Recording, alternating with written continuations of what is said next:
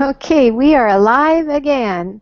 So this is the second time around talking about momentum. Sometimes you just got to back up and try again.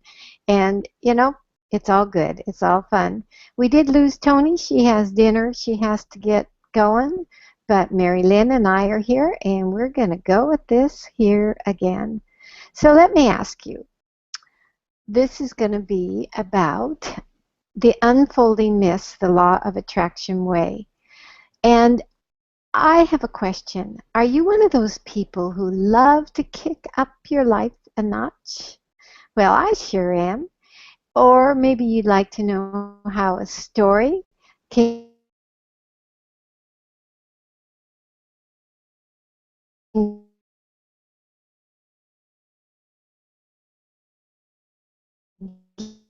give you a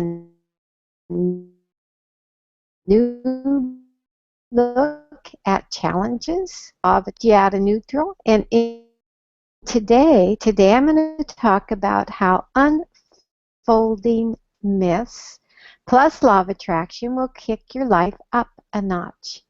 And part of this show is actually taken from my 4-week program, which I'm going to announce later, on Law of Attraction Made Simple. I'm going to launch it on November 16th, and I'm really excited about how it's progressing. Because really, law of attraction is a very simple thing. It just takes practice, and it's just a wonderful thing to learn.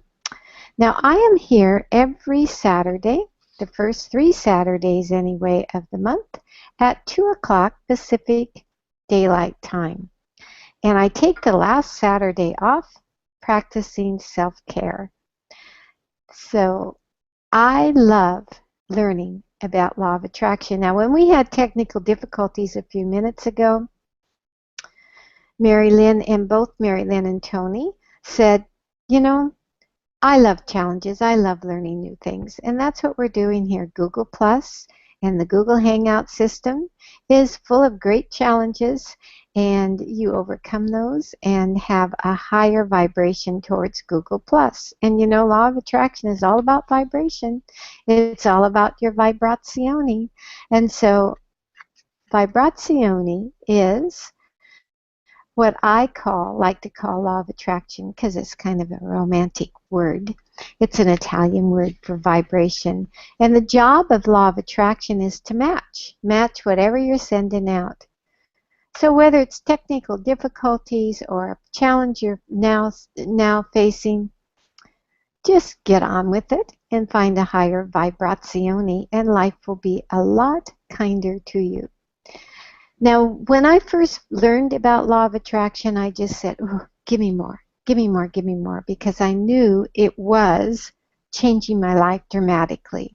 So I became a law of attraction trainer. I became a law of attraction life coach and an advanced law of attraction energy master for advanced coaching.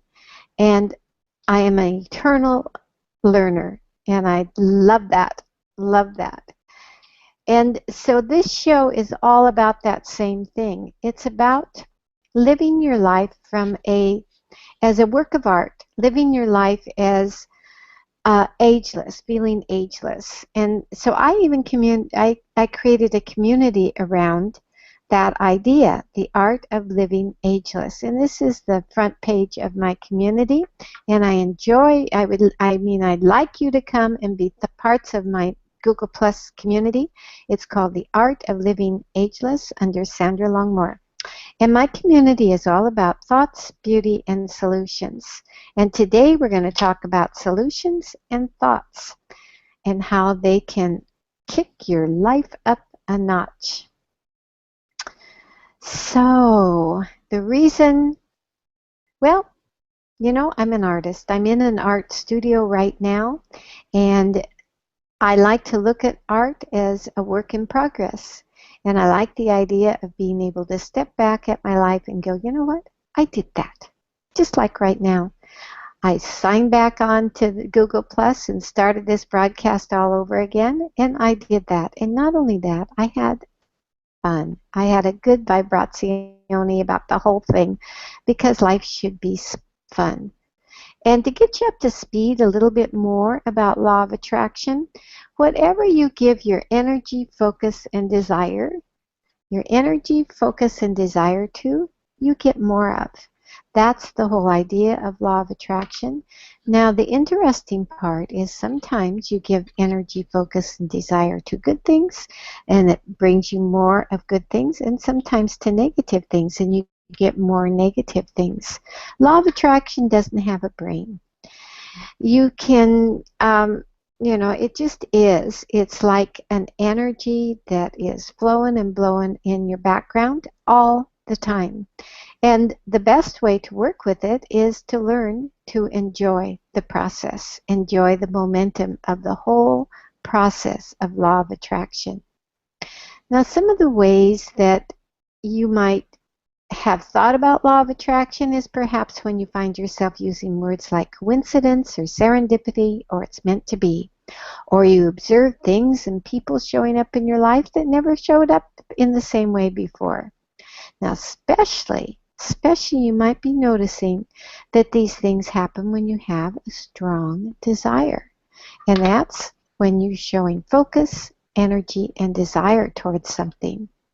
Because you and I are magnetic, and we are magnetizing to ourselves different things, sometimes good, sometimes negative. I love these cards, don't you? So sometimes good and sometimes negative things are coming into your life. The trick is to learn how to do it deliberately so that you always have a good vibrazione and you get the good stuff and less of the bad stuff. So today we're going to have some fun. We're going to learn about a story and called Unfolding Myth with Mary Lynn Monroe. And I'd like to introduce her right now. Mary Lynn, you are on. We have to unmute ourselves because otherwise we get a kickback here. Right. So now I'm unmuted. Okay, so my name is Mary Lynn, and I love writing stories and telling stories. I love hearing people's stories. Um, One of the things that I've been doing, I call my blog and my business Unfolding Myths, because it's about unfolding the myths that are our own and taking some of the things that we have heard or we have learned to believe in the past and looking at them in a new way. Um, so it follows in that law of attraction way where if we change some of those things just a little bit in terms of how we look at it, we change what we get out of it.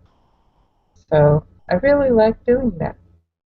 And I like coming here and doing my stories with Sandra. So back to you, Sandra.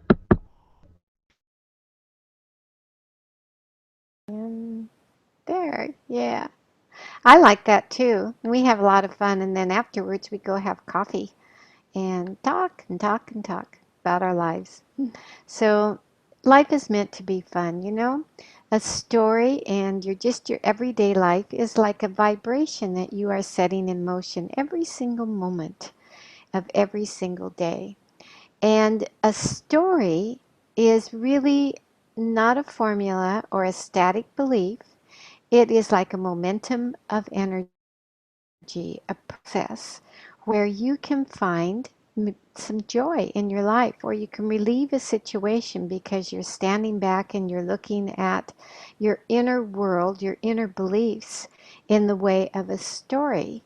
And that's a good way to kind of figure things out. We do that in life coaching quite a bit.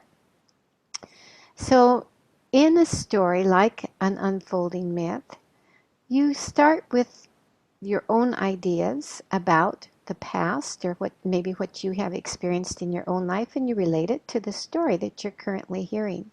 So think of a time maybe when something happened to you that you didn't quite understand. And now as an adult, you look back and you look at it and you think, well, I am more mature. And I can understand now why I drew that particular incident, that particular circumstance into my life. And I really did learn that there was a bigger picture for me. And how can I use that today?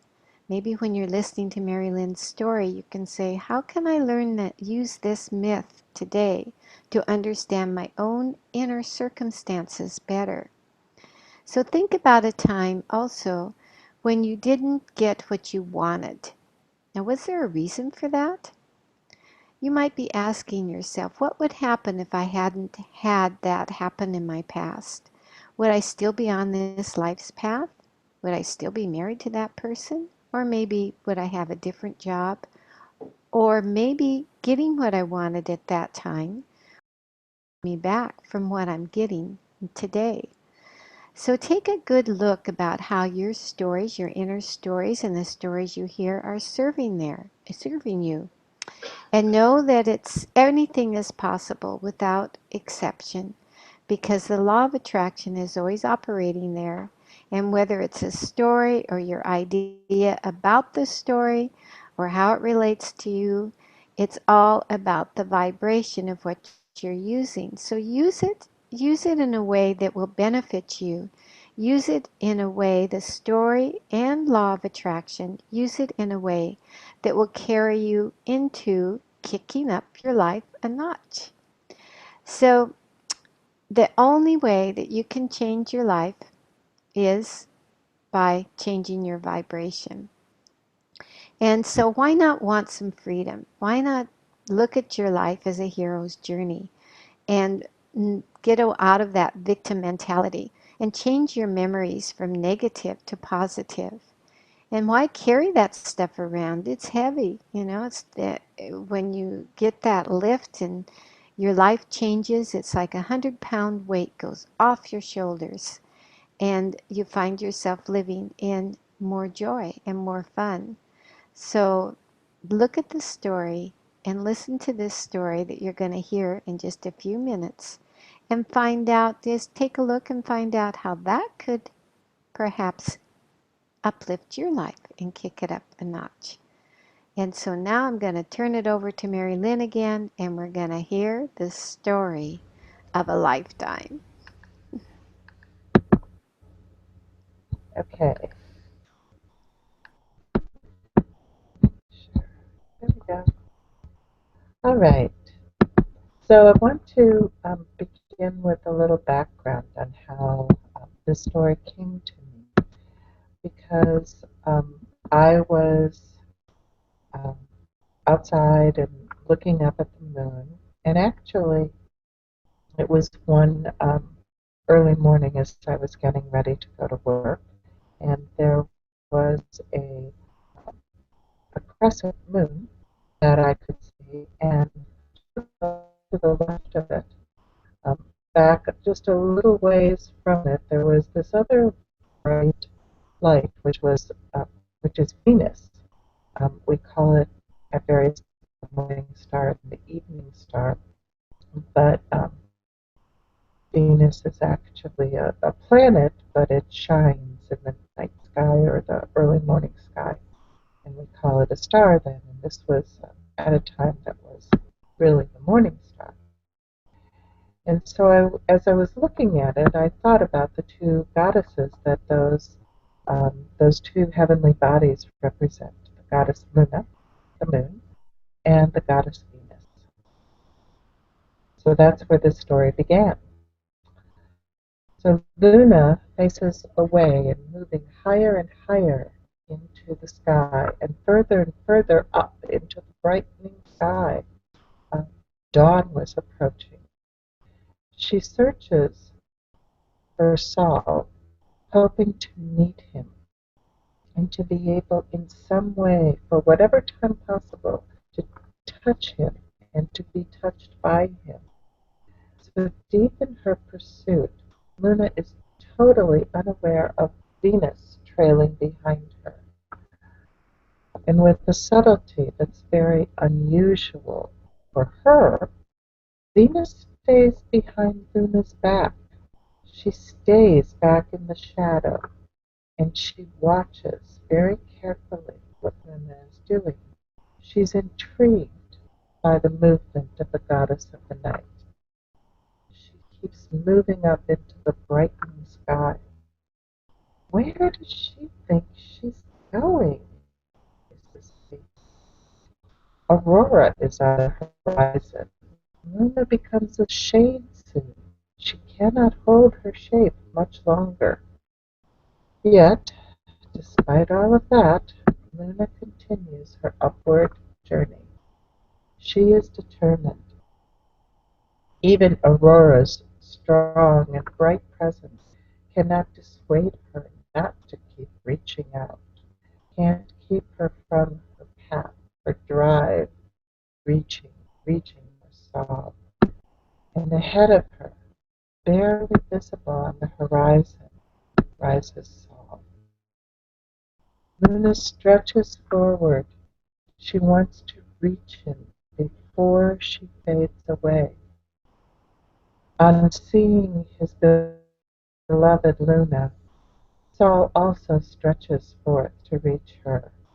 At the last moment, almost touching, Luna's form fades into the bright glow of Aurora as she drove the night away to prepare for the coming of Sol and of the day. So Venus, as the goddess of love, was deeply touched by the heartbreak that she saw playing out morning after morning and night after night for the two lovers. And she determined that she would help them find a way to have time together. So Venus returned to the court of the divine on Mount Olympus. She's walking around and she's distracted by what she's seen and by her unspoken promise to help. She struggles with deciding what to do. On the one hand, she's the goddess of love, and as such, she is often called upon to help others. Supplications generally come from one person and not so much from the other. She rarely intercedes. It's her policy to only affect a relationship where both the lovers approach her with the same request. That's the attraction. In this case, neither lover has asked for her assistance. So, on the other hand, the other side she has to think about is that she's aware that Jupiter has chosen to keep the two lovers apart. Now, Jupiter wanted Luna for himself, as he does with many beautiful women and goddesses. And Luna just wasn't interested in him. And when he pursued her, he discovered that she was seeing and in love with Sol. So her unavailability only made her more desirable to him. Now, that happens to so many of us, and Venus is thinking about that because she heard that in so many of the supplications. That person isn't really available to me, but I want them, and so I think I should have them. Jupiter does that a lot. So Luna just continued to shun him. She had no use for Jupiter, even though he was the king of all the gods. And in his anger, Jupiter devised a way to keep the two lovers separate. Since he ruled the skies and they both were in the skies, he decided to put Sol, the sun, in charge of lighting the day, and Luna, the moon, lighting the night sky. When one was fully in the sky, the other could not be. So from what she saw, from what Venus was watching, that didn't keep the lovers from loving each other. only kept them from being together. So Venus, as she's walking through the court of the divine, sees Aurora approaching her, and a plan starts to form in her mind. She smiles as she sees Aurora coming closer. Maybe, just maybe, there was a way to.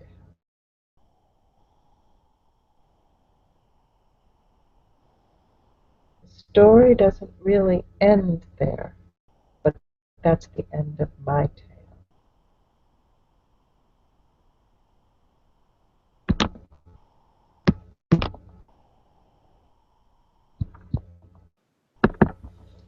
Ah, thank you, Mary Lynn.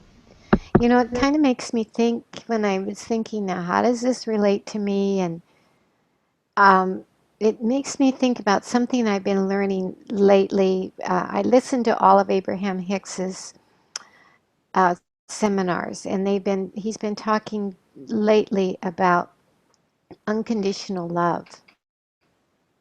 And that unconditional love means that you don't have to have circumstances. You don't have to have, like, you can only maybe, you don't have to have the circumstance in order to feel the love, in order to have it be unconditional, because unconditional means that it's just always there. And as you know, love is the highest vibration of the world. It's the high vibration, and it's where source energy is. Source energy is in the love energy. And so unconditional love, kind of like that's what this story was, I was thinking as I was listening to this story. So unconditional love is always there.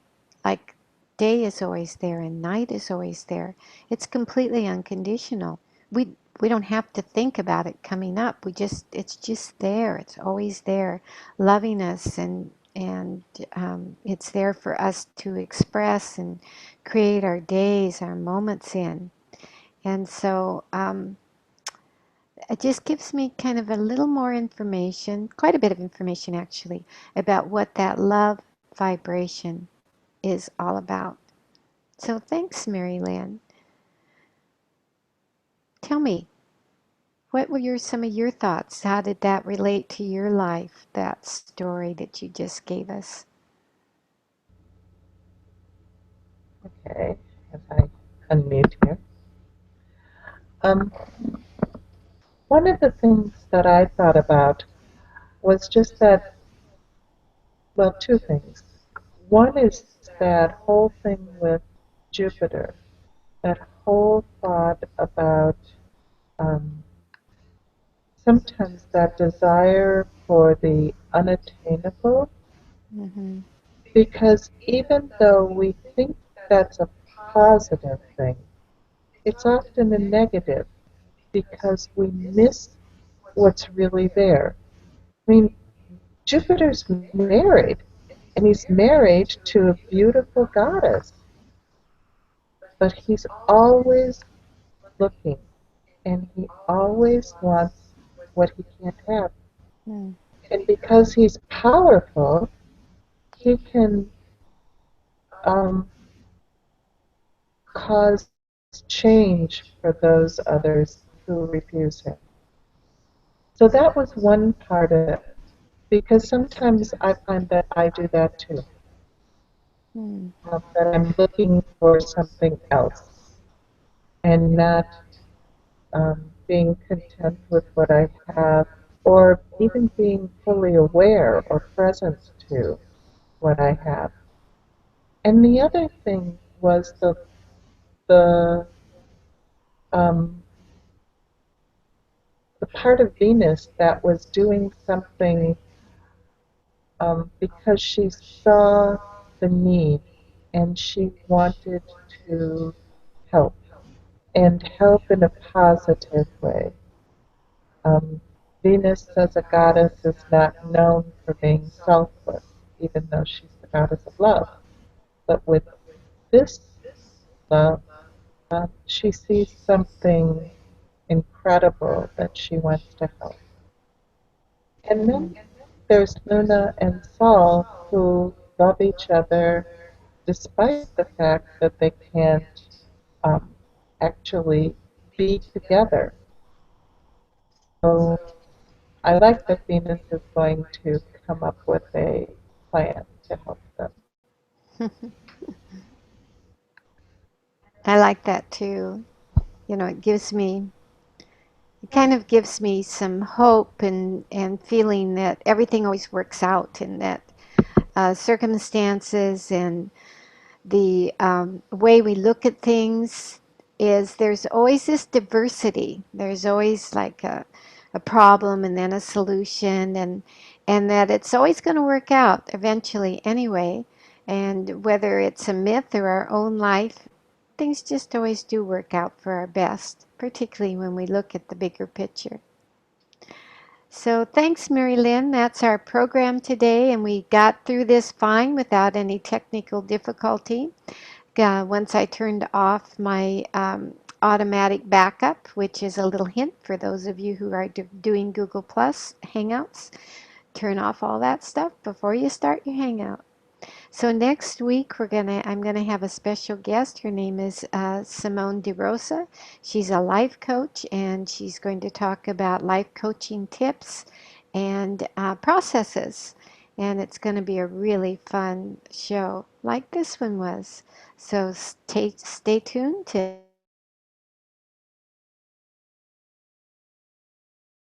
Sandra Long name, and if you the social media links are all under my name, and my actually I got a little card on it. I love these, I'm a visual artist, so I like this too. So here's my internet site, and here's my email address, and here's my name.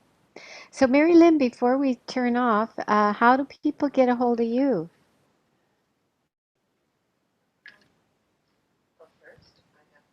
Unmute, unmute. She's unmuting. That's always the first part. Okay, well, on the picture of me, it says down at the bottom, you can kind of see that, blogspot.unfoldingmyths.com. And so Unfolding Myths is the name of what I do. And I'm just starting out with getting the website and everything else together and using that name. So right now it's the blogspot. Awesome. Yeah, I just learned this too. See, underneath my name is Sandra Longmore. Uh, Hang out with Sandra Longmore. It's backwards to me, so hangoutwithsandralongmore.com. And then it's slash, and I put in, what did I put in? Latest things or latest something. So, and I'm going to have a special page on my internet site that will tell you about all the latest things, like my 4-part series that's going to come up on the Law of Attraction Made Simple, and the announcement of my mastermind that's going to come up. So that's just a little carrot about things that are in the future, and they'll all be on that page on my internet site. So, this has been awesome being with you, sweet viewer, and being with my friend Mary Lynn and my friend Tony, who had to leave earlier. So, stay tuned for next week, where it's Hang Out with Sandra. Bye for now.